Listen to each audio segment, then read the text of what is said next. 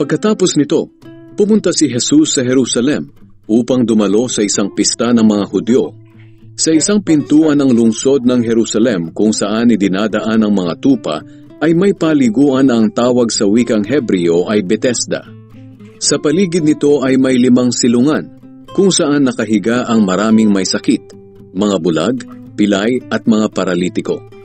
Hinihintay nilang gumalaw ang tubig dahil paminsan-minsan may isang anghel ng Diyos na bumababa at kinakalawkaw ang tubig. Ang unang makalusong sa tubig pagkatapos makalawkaw ng anghel ay gumagaling, kahit ano pa ang kanyang sakit. May isang lalaki roon na 38 taon nang may sakit. Nakita ni Jesus ang lalaki na nakahiga roon at nalaman niyang matagal na itong may sakit. Kaya tinanong siya ni Jesus, "Gusto mo bang gumaling?" Sumagot ang may sakit, "Gusto ko po sana, pero walang tumutulong sa aking lumusong sa tubig kapag kinakalawkaw na ito.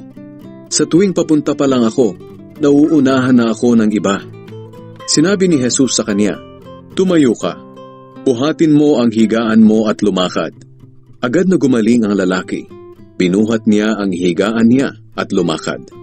Nangyari ito sa araw ng pamamahinga, kaya sinabi ng mga pinuno ng mga Hudyo sa taong pinagaling, "Hindi ba't araw ng pamamahinga ngayon? Labag sa kautusan ang pagbubuhat mo ng higaan." Pero sumagot siya, "Ang taong nagpagaling sa akin ang nag-utos na buhatin ko ito at lumakad." Tinanong nila siya, "Sino ang nag-utos sa iyong buhatin ang higaan mo at lumakad?"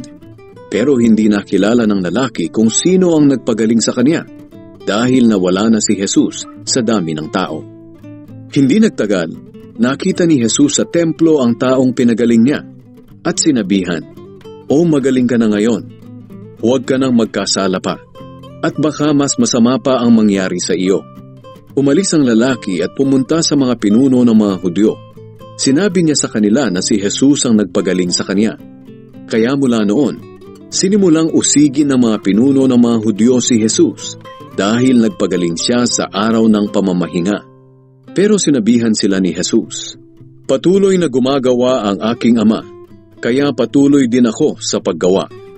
Dahil sa sinabing ito ni Jesus, lalong sinikap ng mga pinuno ng mga Hudyo na patayin siya. Sapagkat hindi lang niya nilabag ang batas tungkol sa araw ng pamamahinga, kundi tinawag pa niyang sariling Ama ang Diyos at sa gayoy ipinapantay ang sarili sa Diyos.